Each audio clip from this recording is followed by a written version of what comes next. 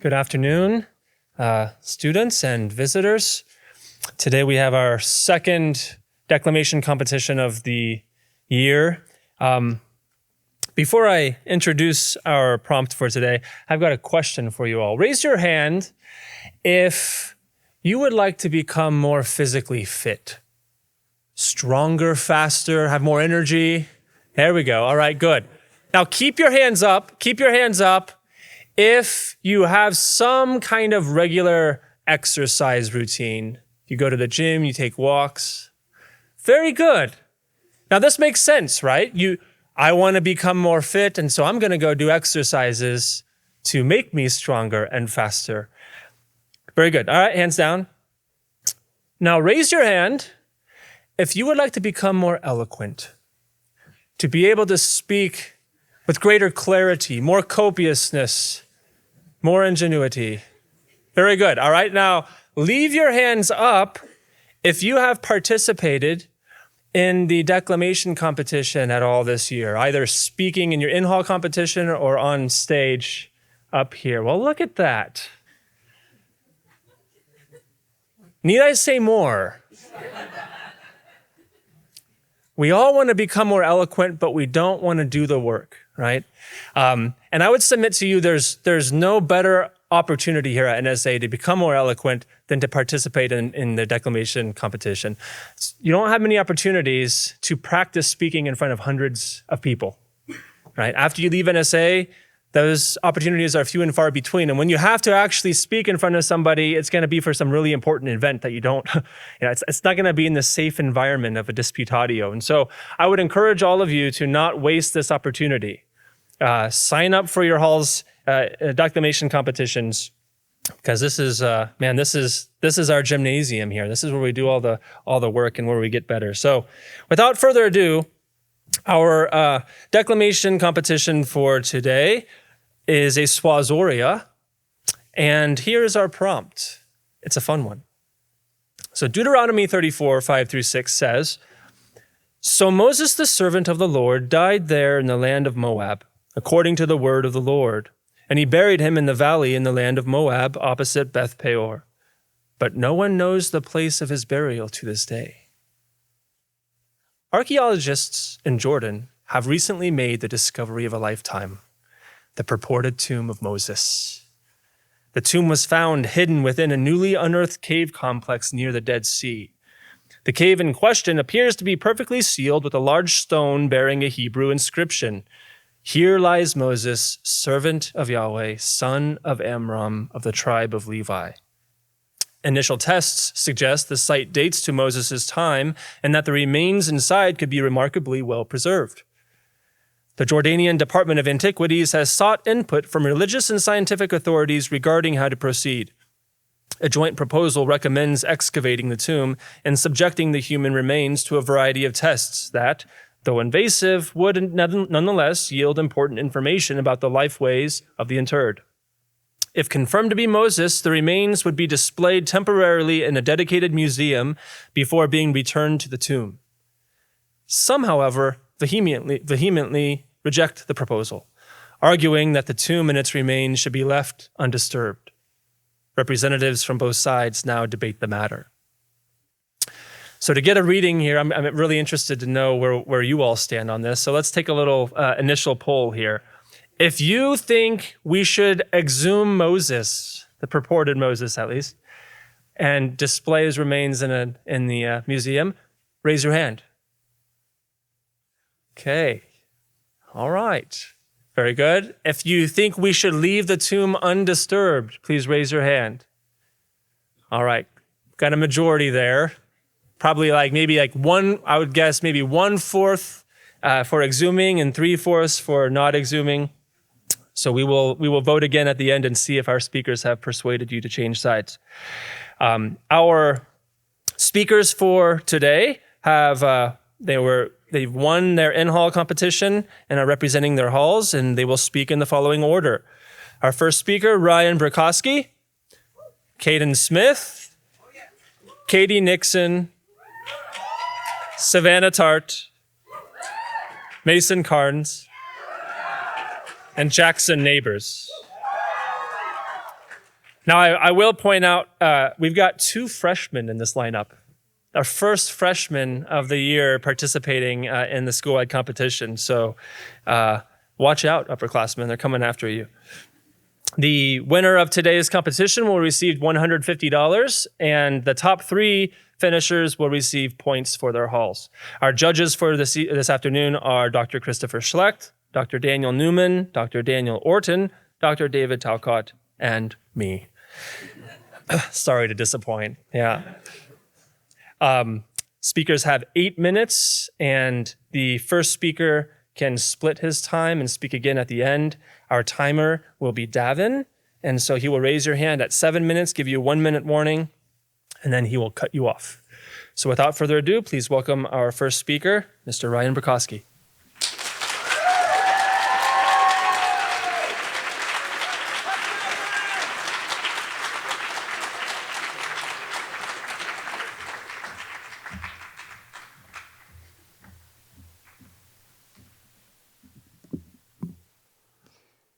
A couple summers ago, I went to Pompeii with my dad, and it was probably one of the most jaw-dropping experiences of my life.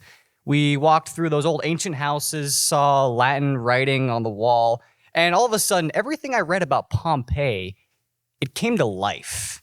And it's like, especially the architecture and the art, it's so well preserved. It's like a time capsule for ancient Rome. It's no doubt one of the greatest archaeological discoveries of all time. But the opposition here would tell you we should not have unearthed Pompeii. Because when Mount Vesuvius exploded, it encased its citizens in ash and preserved them, covered Pompeii, and essentially made Pompeii one big communal tomb for over 1,000 corpses. And we dug them up. You can say the same about the tomb of Tutankhamun as well. An outstanding discovery, but they had to get through a dead body first. And now we've stumbled upon something very similar, the tomb of Moses, which would be the grandest archaeological discovery of all time. But the negative side here says we should not open it up. Why? Because it's disrespectful.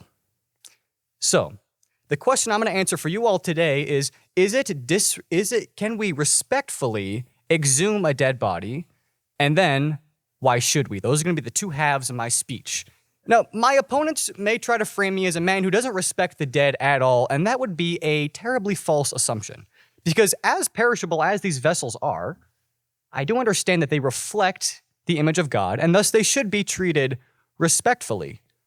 I do not, however, believe our bodies are sacred, holy artifacts.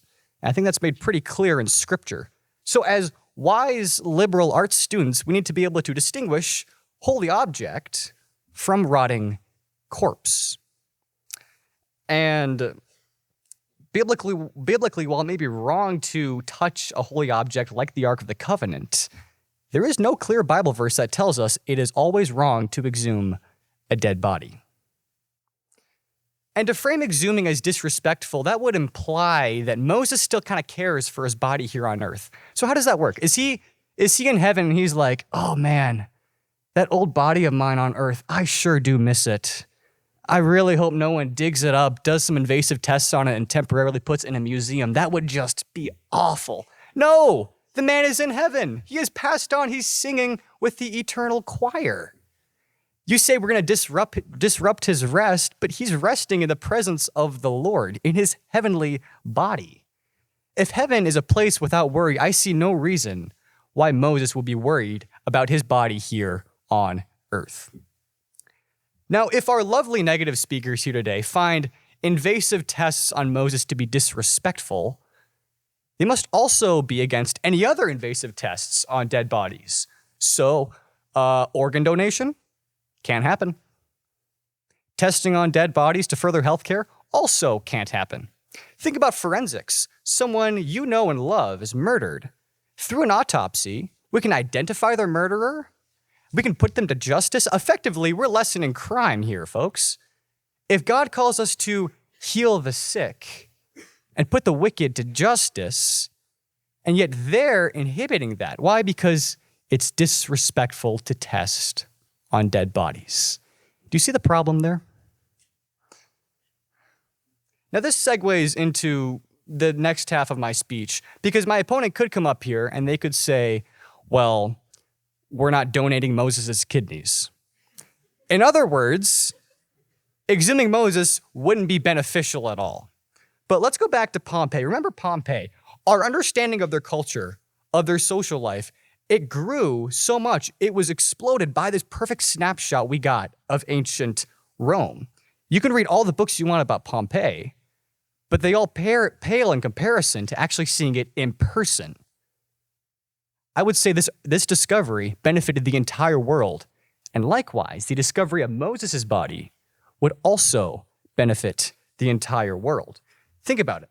We learn about his life, genetic background. We finally have a specific date for the timeline of the Exodus. We can plot that onto our timeline. This is real, physical evidence of the Old Testament. Think about what it could tell us about Israelite culture. Heck, if we looked in his stomach, we might know what man is made out of. All these different things, so many possible things that we read about in our Bible, suddenly they come to life. How grand is that? Juniors and seniors, think about your field trip you took with Dr. Schlecht. You're experiencing what you're learning firsthand, seeing history firsthand. Imagine if you could do that with the Bible. Isn't that the kind of education you want for your children? And the theological discussions that would arise from this event when what people have been calling myth for centuries suddenly becomes reality. It would open so many doors for us to share the gospel with people. All of a sudden, scientists, they'd be saying, the book of Exodus might actually be accurate. To which we respond, yes. And there's more books. That's not all. And I'm not saying Moses' body will lead us to becoming a Christian nation. I'm not saying that. But even if just one soul is saved, just one soul, would that not be worth it? Think about the character of Moses. This was a sacrificial man who laid down his life for his people. How much do you think he would give for just one soul? Now, my opponents might bring up the idea that if we put Moses in a public display and put him on display in a museum, people might worship him as an idol. But can't they do that with any other object? And what's to stop us from worshiping him when he's still in his tomb? Also, I will note, we still technically don't know whether Moses is actually in there. If he's not in there, we can pack our bags, say that was a great debate, we can all go home, problem solved. But there's only one way of finding out. So I'm running out of time here, so I'll finish with this. Deuteronomy 34 makes it very clear that when God buried Moses, no one had discovered his tomb to that day, or rather, until today. Friends, if God has hidden something from us for thousands of years and then chooses to reveal it now, when our pagan nations and wicked rulers are running rampant in this dark time when we probably need it most, it is not something that we can ignore. You're all post-millennial, right? So start acting like it. And exhume Moses. Thank you.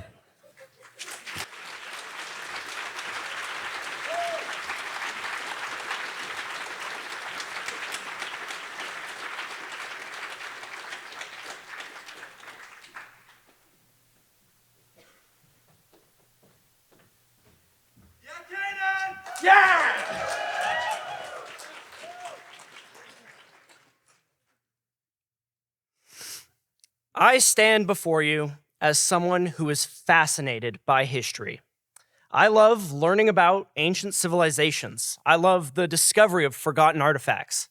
Dr. Schlecht can testify how I was a most avid listener. One of my most vivid memories from childhood was visiting Mount Vernon and touring George Washington's house. I can perfectly recall the moment I froze on the stairs, thinking I was touching the same handrail that Washington had. Then at that moment, I thought to myself, wouldn't it be awesome if we ripped out George Washington's coffin, put his corpse on the ground, started scanning him with lasers and radiation, swabbing his clothes, and growing some bacteria from him in a petri dish. Now, if you're uncomfortable with this being done to one of our nation's fathers, how much more uncomfortable should you be with the fact that we would seek to do this to one of the fathers of our faith? The affirmative will try to say that I am an enemy of historical, scientific, or archaeological progress. This is not the motivation for my argument. It is patently false. My love for history and progress, though, does not outweigh my desire to honor and respect the dead. The issue that stands before us can be summarized as such. Having found a grave likely containing the body of Moses, do we exhume it? However, let's reframe the question in these terms. Would the discoveries made outweigh the dishonor and defilement of a fellow brother? We are discussing whether or not we should open the tomb that God has closed, uncover the body that God has covered, and defile a man God has honored. Now, I object to removing Moses' body because the very premise of the idea is corrupt. Whether overtly or not, digging up this man's corpse is diminishing the importance of the flesh. I am here to remind you, we are both body and soul created in the image of God. To simply characterize the body as a pile of flesh completely disregards the glory of the incarnation. In speaking to you as a room of fellow saints, I hope to demonstrate simply what we all intuitively know. There is inherent dignity in every single body as a creation of God. There's a reason that throughout history, across thousands of civilizations, we have buried bodies and sought to honor and protect them even after death. As Ryan would say, it is not holy, so it does not deserve this respect, but I would fervently disagree. Looking at Genesis, we see the death of Joseph and how he commanded his brothers before he died to move his bones to the land that God swore to Abraham. Josiah burned the bodies of the priests of Baal in their temple as a sign of dishonor. Throughout millennia, Western civilizations have banned cremation for its dishonoring of the body. In the 1790s, the French intentionally cremated their dead as a revolt against the Christian tradition of burial. In England, as a punishment for suicide, they would stab a spear through the heart of the deceased as a punishment for self-murder. All of these examples illustrate the point that throughout history, even after death, the body still held significance, and to harm it was to disrespect the one who died. Now, the body is a seed that is planted in the ground. It will grow into something glorious. Who are we to unearth the seeds that God has planted? What grave offense has our brother Moses done to us that he deserves to be yanked out of the ground and poked and prodded just because our science-hungry society has inculcated in us a yearning and desire for more knowledge? Shouldn't we value God's great prophet rather than an extra paragraph in an Exodus commentary? But let's ignore all that. Let's just assume there's no moral issue with uncovering the body of a man who led Israel out of Egypt. What good will it do? It's not going to strengthen our faith because our faith isn't placed in the tangible or the seen, but rather in the unseen.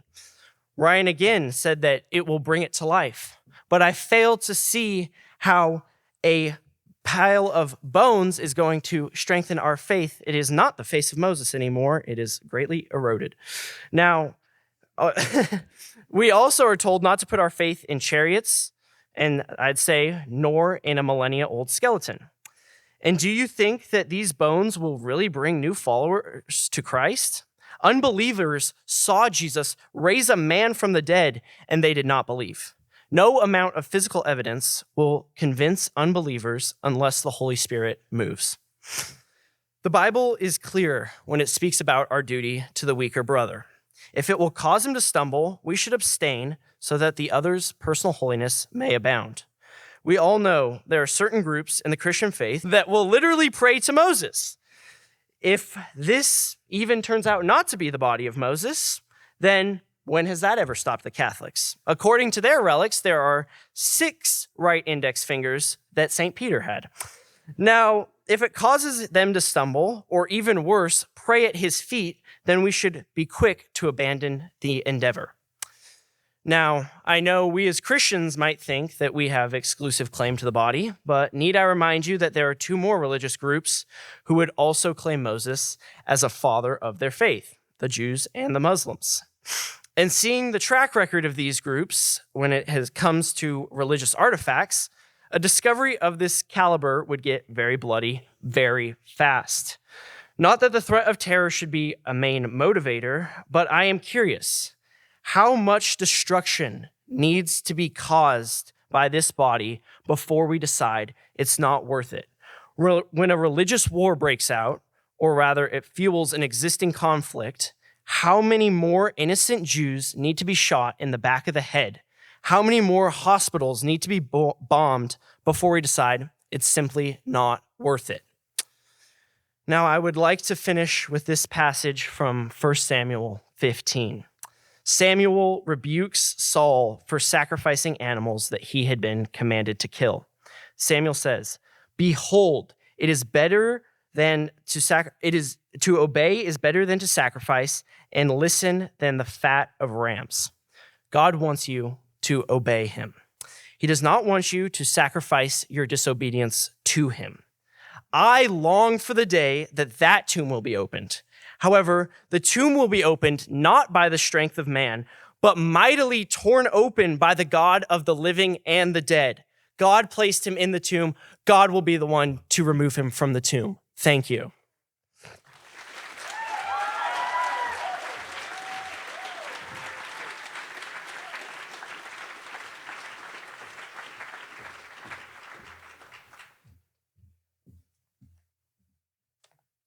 Ladies and gentlemen, the issue which we discuss today is no light one.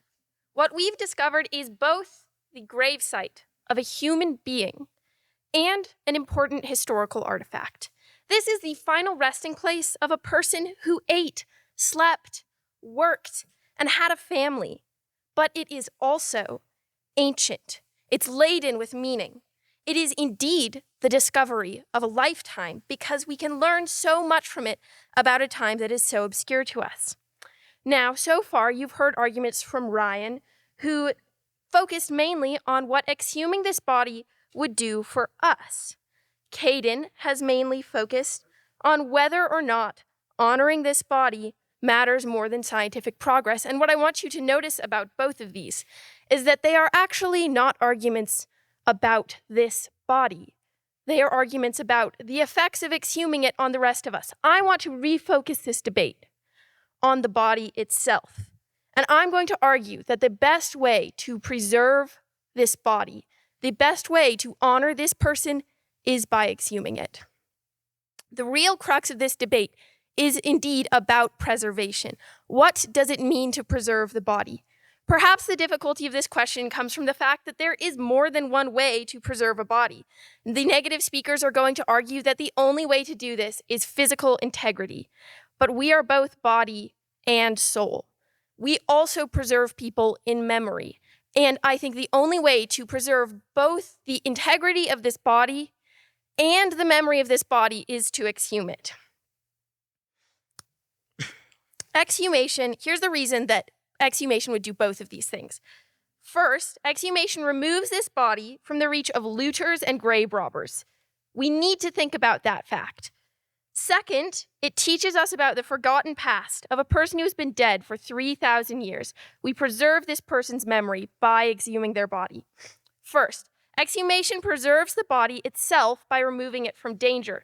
Now, what you haven't heard from any of these people is what anybody who's taken a history course knows, which is that when you discover an artifact of inestimable value that is, very clearly important to many cultures, people don't just, leave it be. The locals find out they need cash more than they need to honor bodies, and they rob the grave. And while they're rummaging around for gold, Do you think that they are paying attention to the bones?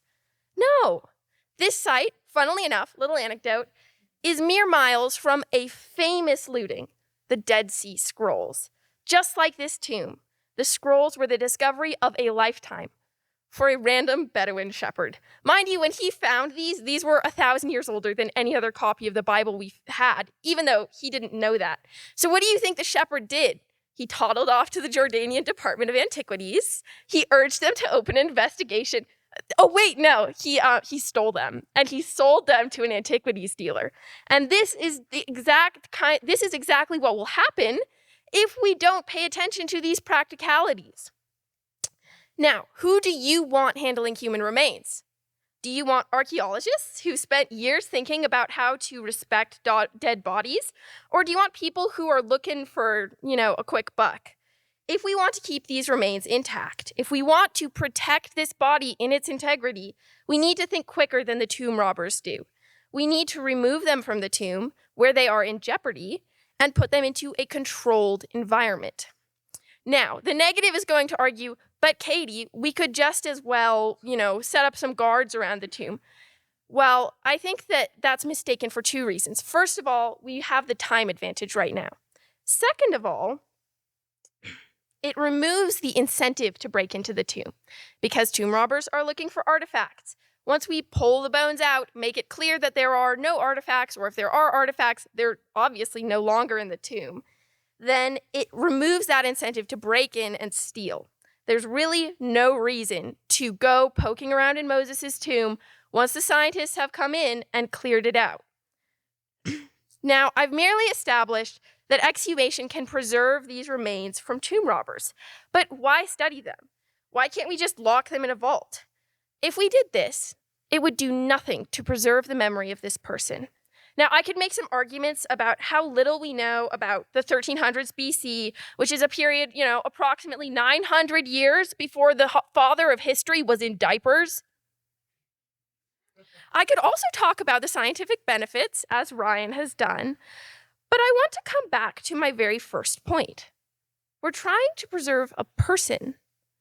By studying these remains, we can remember a person whose name itself has been lost to us. The inscription on this tomb may say that it belongs to Moses, but we don't actually know that.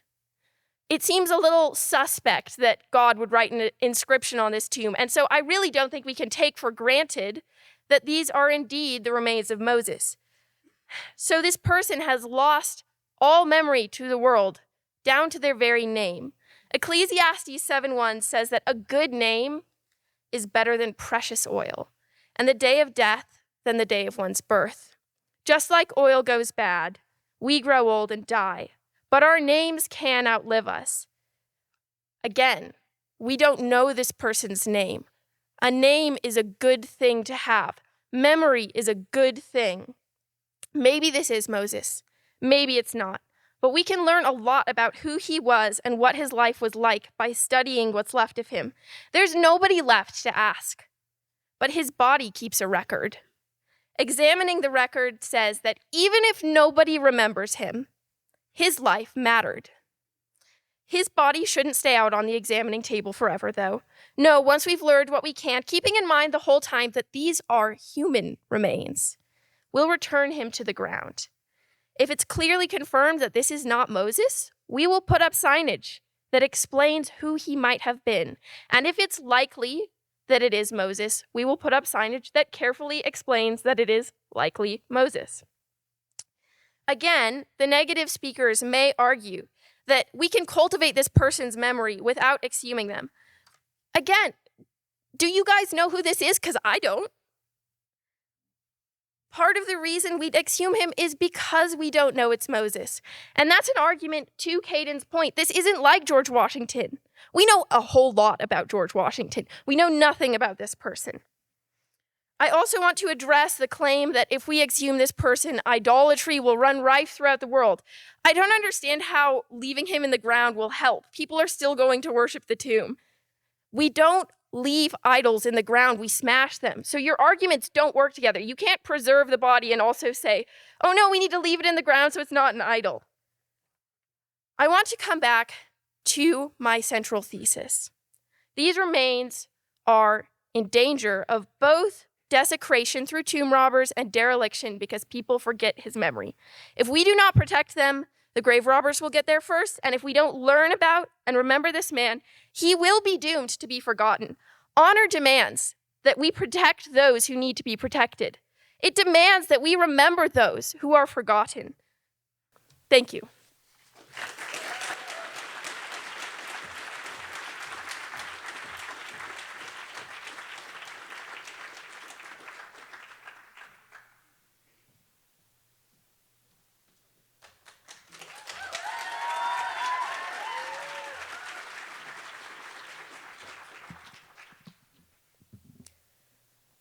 There's a city in France called Lyon. And in that city, there's an unassuming ring of gray stone and red dirt. Near the center of this ring stands a pillar, a foreboding cylinder of rock that seeps a sense of dread, though it seems that few people know why. That pillar has been a witness to more horrors than many of us can fathom. It has seen the starved, emaciated bodies of thousands of prisoners walk into its amphitheater, watch them be beaten, whipped, burned, torn asunder by wild animals, and set to flames at the stake like a screeching torch. But these were not the worst of the crimes committed against the Christians martyred there. When the screaming and the cheering had died down and silence had descended, the bodies of the victims would be dragged out of the city and burned until there was nothing left. This might seem trivial to us now, as we're familiar with and apathetic towards ancient burial rites. But to the church, this was the final blow. The persecutors did not burn those bodies to inflict more pain or to save the time and effort required to dig a grave. No, they burned those bodies in rejection of the resurrection. For centuries, Christians have buried their dead as a confession of their belief in the resurrection, and now our counsel has been sought to dig up such a body so that it can be studied like a science experiment. And for what? The desire here is not to save a life. It's not to serve justice, but to satisfy sheer curiosity when there is no information of significant value or necessity to be gained. You see, Moses wasn't just a historical figure. He wasn't just a prophet. He was a person. He loved and was loved, and God buried him. What historical find could be so earth-shattering as to warrant exhuming a body buried in confession and breaking open that which God has sealed?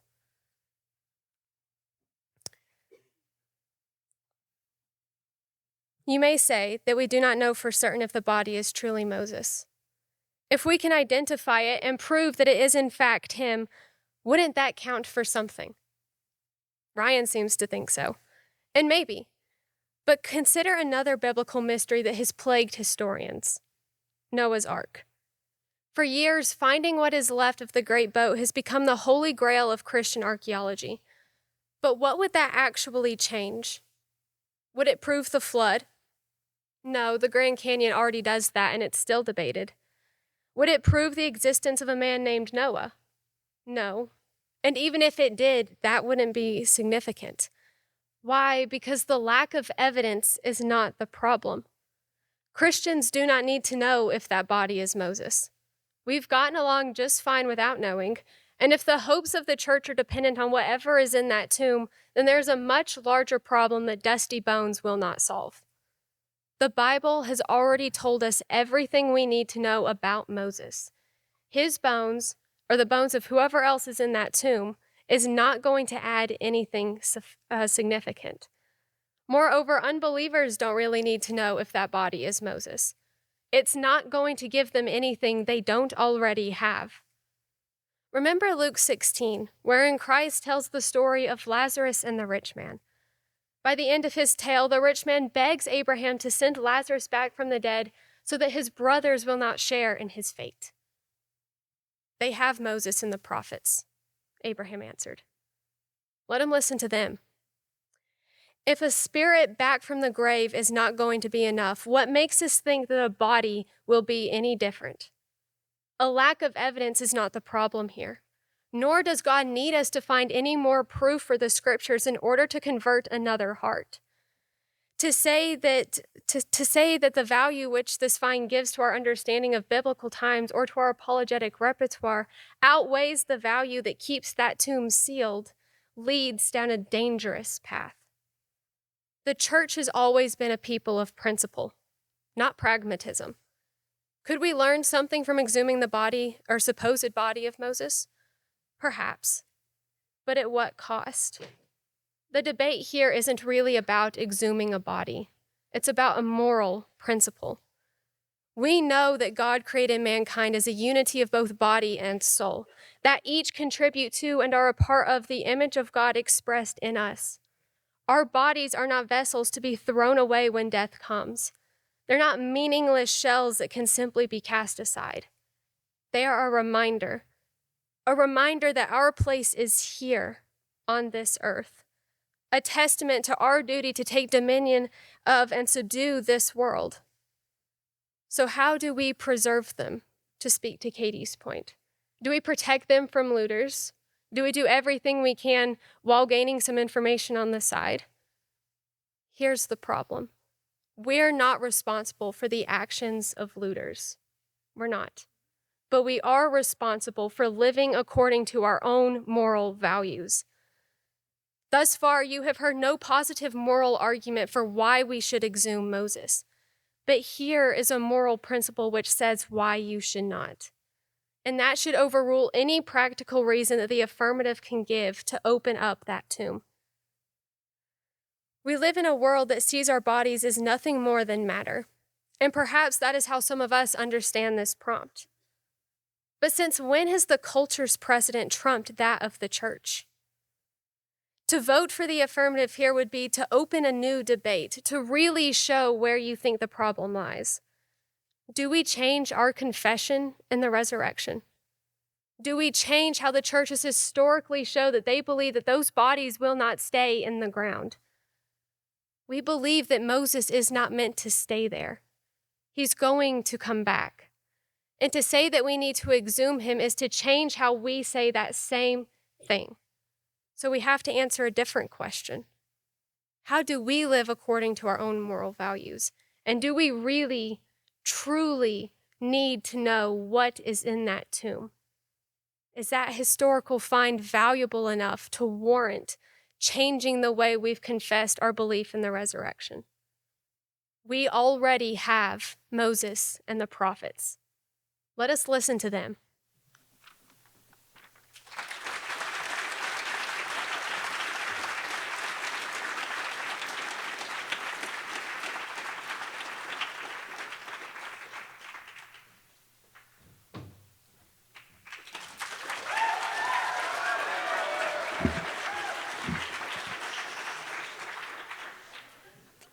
Thank you. In 2014, the supposed tomb of the prophet Jonah was destroyed by Islamic terrorists.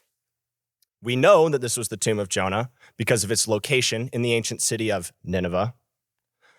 It had traces of Israelite architecture depicting big fish, believe it or not, and was obviously honored as a prophet to the people of the city.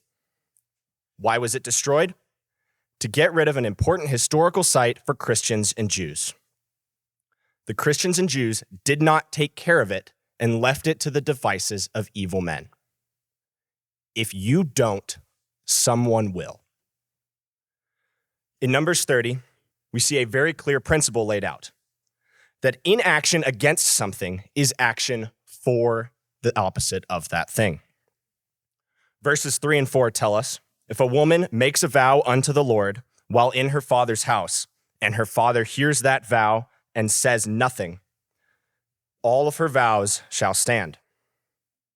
If we interpret this as we should, we see that if her father hears something and does nothing, he is confirming that thing to happen. We are faced with a situation where if we don't act, we are complicit in the actions of others breaking in and destroying it. Whether you believe this is the body of Moses or not, it must be dug up, not only to learn from it, but as Katie said, to protect it from those who will cause it harm. I mentioned something at the end there that I want to circle back to.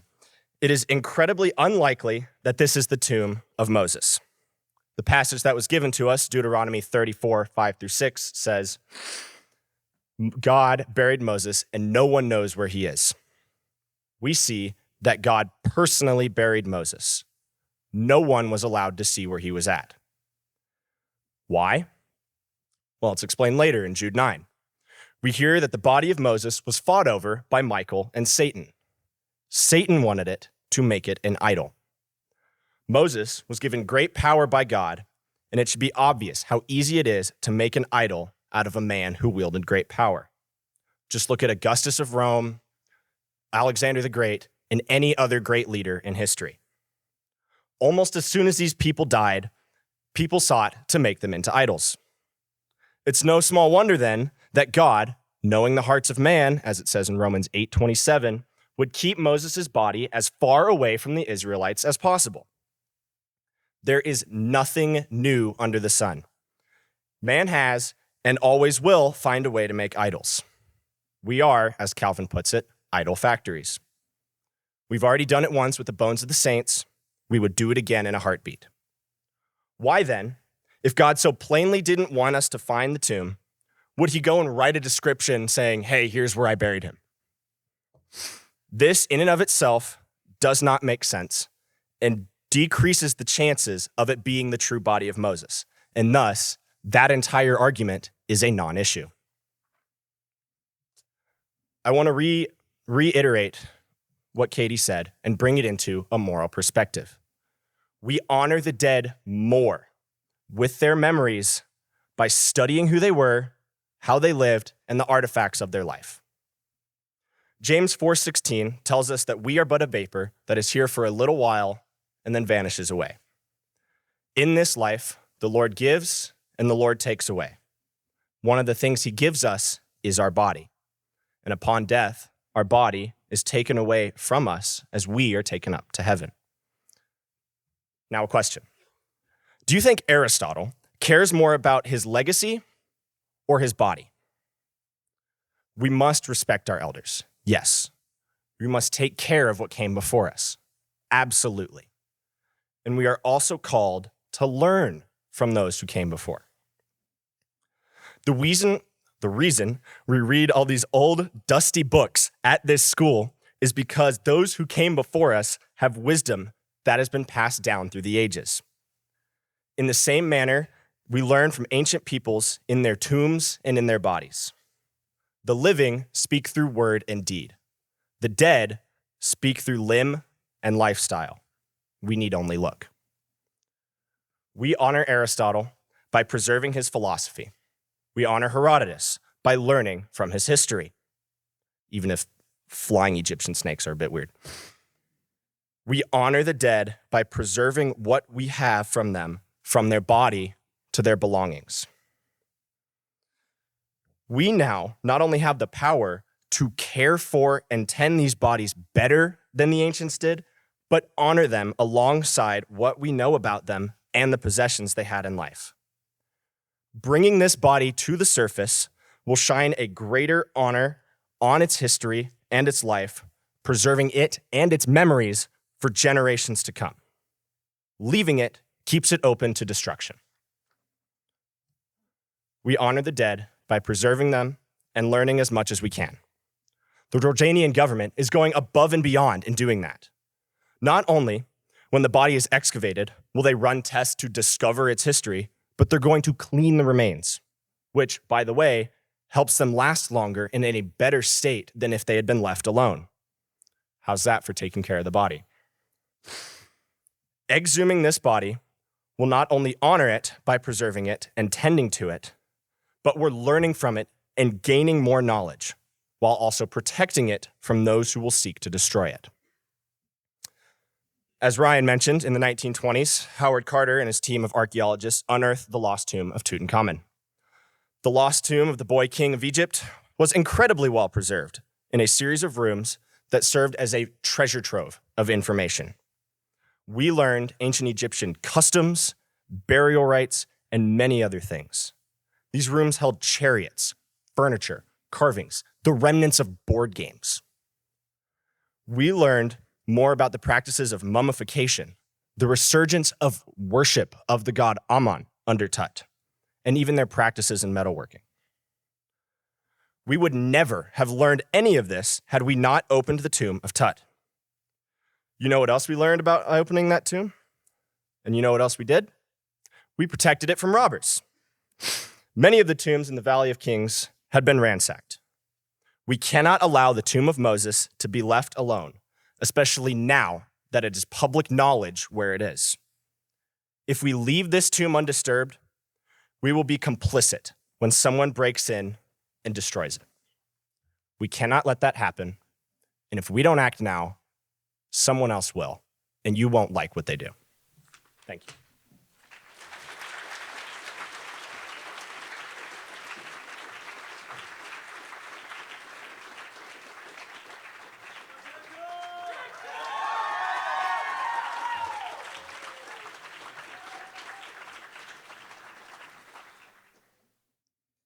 I was 6 years old when I discovered tithing. I remember being so excited putting my life savings into the offering box. However, next Sunday, when I wanted to tithe again, I had no money. But that wasn't a problem because my 2-year-old sister had a purse full of money and she wasn't using it. She was 2. So I reached my little hand in there, pulled out a fistful of cash and gave it to my parents to put in the offering. However, they were wise to my scheme and taught me an important lesson. Tithing is great, but stealing from your little sister to give God a crumpled $5 bill is not the way to do it. Now I stand here older and hopefully wiser, facing the same dilemma. We have found Moses' body, and just look at the good we could do if we dug him up. We could apparently figure out what manna tastes like. We could learn about an obscure time that we have a divinely inspired book about. We could preemptively stop looters, because God says it's okay to be sacrilegious if it's really, really hard, which the martyrs might disagree with because they kind of died for their faith, but that's okay. But none of this matters. Because just like how you cannot steal from your little sister to give money to God, the ends don't justify the means here. It's not just disrespectful, Ryan. It is profane to wantonly dig up bodies because you simply cannot separate the body and the soul. And so what you apply to the body applies to the person whose soul inhabited that body. And how we treat people, even dead people, should reflect our Christian outlook towards the resurrection and new life. Just a couple weeks ago, Tom Price, Glenn Sunshine, and Sierra Wiley were talking about what we ought to do with the body. One thing they mentioned was a roaming art display named Bodyworks that took real bodies, covered them in plastic, put them into various poses, and then displayed the various parts of their anatomy for all to see. And Glenn Sunshine called that sacrilegious, blasphemous, and disturbing. Why is this appalling and yet somehow displaying Moses isn't? Is there some amount of time or degradation required before we are allowed to do as we will with the body? Well, it depends on if we are allowed to define death and the body. Take organ donation, for example. As a society, we have conveniently decided that the cessation of neural function is what constitutes death. This also allows us to harvest organs when they're the most fresh, so everyone wins, right? Of course, when you're allowed to move the goalpost of 5 feet in front of you, it's not hard to score. But I think you've lost the spirit of the game. Mr. Schaefer referred me to Gilbert Melander's book on bioethics because he was one of the first Christians to point out the consequences of such philosophies. Brain death is only a possible criterion because the metric we're using to determine life is agency. Do you see the issue? This also permits abortion, eugenics, and euthanasia. That is the logical conclusion of this thought. In our case, we've decided that the body, once void of life, no longer bears the importance it once held. But let's take that to its logical conclusion as well. If that's the case, and the body's just a shell to be shed, then why do we even care? Sure, dig up Moses, and while we're at it, why don't we become Gnostics and Manichaeans as well?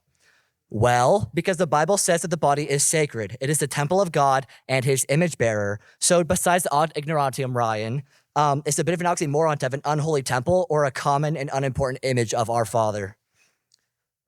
The body is not a metaphor for our spiritual lives. It is an essential part of them. Melander says that as embodied souls, our lives for a trajectory that is the body's. We are a someone who has a history. We indefinitely transcend our historical location, but it is as embodied creatures that we do so. Our story begins before we are conscious of it and continues after we have lost consciousness of it. We are all here because of a physical act that created a body and a soul intertwined together. That's crazy. And look at me now. I'm moving my hand. Muscles are contracting because my neurons told them to. They sent a wave of negative energy down the highways of my arm. And yet somehow my soul has agency and is puppeteering everything I do. What I'm trying to say is that the marriage of the body and the soul is what makes us human. And it is impossible to undermine or trivialize the body's place in this union, even after death. Let's use my future funeral as an example. On an undisclosed date in the future, I will die. And while I may lose my persuasiveness and visual appeal, the one thing I'll still have is my identity. That's Jackson. He's the one who, and then say what you will after that. Because while my soul may be with the Lord, my body is still here. It wasn't merely like my car or my phone, which are extensions of myself. That's the same Jackson that gave all those bad speeches and made all those bad jokes that came out of this mouth. Thus, disembodying the soul to allow us to exhume Moses will not work. Likewise, downplaying the importance of this union is quite frankly immature. As Thomas Howard says, our flesh, having been worn by the Most High, is the most noble mantle of all. And Pastor Wilson highlighted that passage in the book I read, so you know it's important. And we should act like it is too. What kind of Christians would we be to acknowledge the incarnation and the resurrection and then live as if none of that mattered? God took on flesh, died, and rose again. How can we possibly play that down? That is the focal point of all of history. Sophomores, next term, you'll be reading Bede. And spoiler alert, the central theme of the book is Easter. For Bede, the question of how we should celebrate Easter is absolutely a hill to die on because that is the celebration of resurrection. The Son of God died and came back with his body as it's enthroned and embodied in heaven. Bede, like our fathers before him, has rightly recognized that all of Christian history points to the life to come, to when our bodies will be raised again into the new heavens and the new earth. This idea is what prompted Dr. Schleck to tell us that graves are really just unfinished stories. In other words, death is where we place the bookmark for a time before we return into eternity with our glorified bodies. But now we want to lose Moses' place, to pin the work of his life on the wall so everyone can gawk and say, wow, look how far he got, and then write JSTOR articles about it. This entirely subverts how we ought to view death. We bury people because we want to intentionally highlight the glory of the resurrection. We don't throw our bodies into a dump to highlight the death and decay of the image of God. Of course, we can make allowances for things such as cadavers in very limited cases, or the excavation of Pompeii, Ryan. I've been there too. It's great. But when you find a body, just bury it since you know they never got the chance in the first place. Our general practice must reflect our Christian anticipation of the resurrection, and especially our actions today. I'll say that again and again until I'm blue in the face, because this is the hope for Christians. This is why you cannot undermine even the symbolism behind our practices, because what you do with the body will be highly symbolic and thus highly meaningful. God can still raise the body no matter what we do, but as Dr. Glenn Sunshine has said, the symbol of burial as a token of the resurrection is very profound and very powerful. If you believe the dead have a future, you will necessarily act in a different manner. God created the body out of dust, breathed life into it, and called it very good. This is why we moderate our behavior out of respect for our bodies while we are alive. That same courtesy should apply after death. We cannot preach that physical actions performed with and to the body matter while it is living, then act as if none of that matters after they die. The body is a miracle, and the resurrection will be the greatest miracle the cosmos will ever witness. So instead of bowing down at the altar of pragmatism, bend the knee to Jesus, from whom all true blessings flow. I beseech you all to look forward in Christian hope and act in accordance with your Christian faith. Thank you.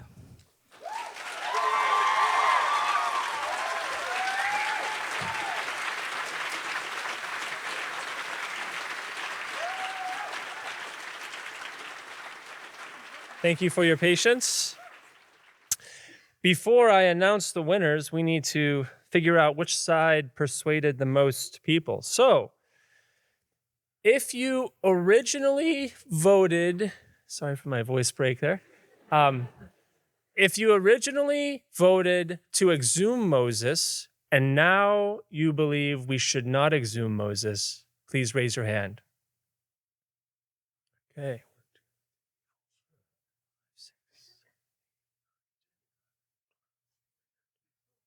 Okay, very good. And if you originally thought we should not exhume Moses, and now you believe we should exhume Moses, please raise your hand.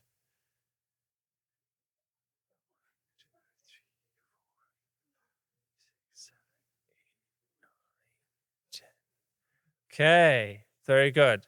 So the negative side persuaded 3 more people. So congratulations, you all. But now the real moment of truth.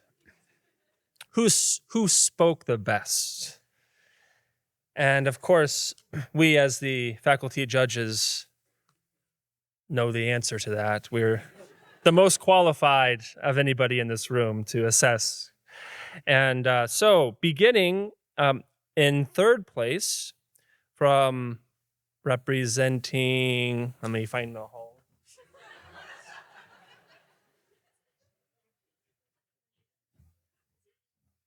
All points matter here, so I got to make sure I'm not awarding points to the wrong hall. Representing Malta Hall, congratulations, Ryan Berkoski.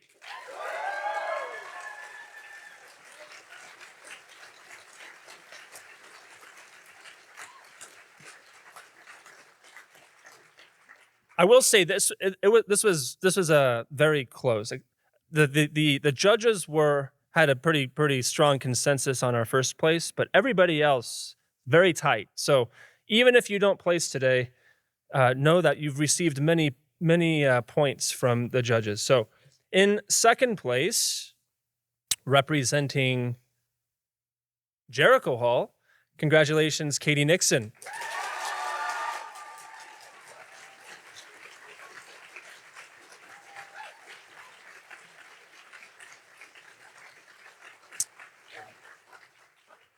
And first place, drum roll please. Representing Jericho Hall, congratulations, Jackson Nabours.